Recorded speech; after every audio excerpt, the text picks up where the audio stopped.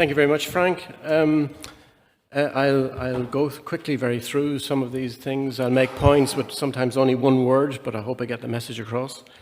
Legumes Translated is a thematic network. It's actually officially coordinated by Jens Dauber in the Thun Institute in Braunschweig, but I am the scientific coordinator or the operational coordinator and run the project, especially with Donal Soy, who you might know, the organization based in Vienna. Objectives. As a thematic network, which the objectives are of a thematic network is to compile and assess and synthesize existing knowledge, both knowledge which comes from a practical background, the knowledge of practitioners, and the knowledge from people with a research background. So those are the objectives.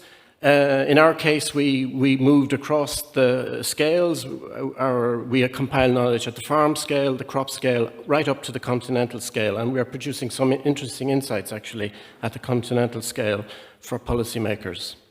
What do you need to do to run a thematic network? You need, in particular, a critical mass of people who can think strategically about the issues, who have broad and deep knowledge based on years of experience. You need a critical mass of these people to address the issues that are addressed in a thematic network. Our partners, those are our partners, 17. Some of them are many familiar to you. Many of them are commercial partners, and they're in these places.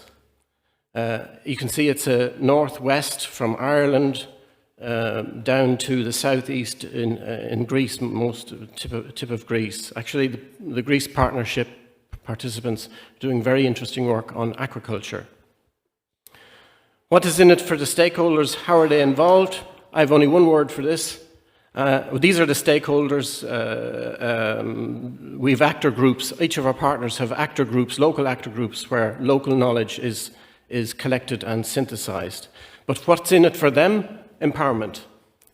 This is the one thing that we major on. We're not in the business of telling people what to do. We're not in the business of knowledge transfer even, or advice. We are about empowering knowledge acquisition and empowering people as decision makers. Our major output at the moment is the Legume Hub. It's an internet-based knowledge platform for everything to do with legumes, which was launched in July. It has an association. The users of this form an association, and I'll be handing over making the formal handover to the association on Monday of the hub itself. It's run for the users, and it's a self-publishing platform for anybody who wants to participate or contribute into the knowledge area in legumes. Research and innovation that are needed. Right. Let's take a step back. This is a picture taken near where I live in Germany. It's in the northwest of Germany in a Landkreis called Fechte. Some people will recognize it.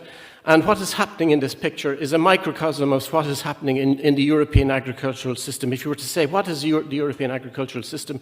You would say, Europe, north of the Alps, is a place where we are very good at growing wheat because we've got long days in the summer, and we are very good at producing carbohydrate. That's the foundation of European agricultural systems north of the Alps. And this is exactly what this farmer is doing here with barley, rye in this case, and maize. He's capturing resources very efficiently. He's converting those resources into pig meat, and he's using soy, he's importing soy to complement for the high yield of carbohydrate. So in those circumstances, what are the research objectives or targets? I've got three. Two of them are agricultural. First is that we do what was done in the 90s to optimize resource capture in wheat and barley and maize, and do that in the crops that we're now talking about. That hasn't been done. When I talk to breeders and I say the word crop physiology, they normally say we don't do it. Quite often, we haven't done the things that were done by John Monteith and others in the 90s for wheat.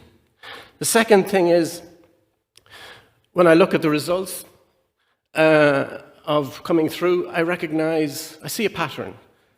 we have, our systems are too intensive. So one of the research targets would be to guide the reduction in the intensity of some of the systems, which then creates space for new crops and diversity.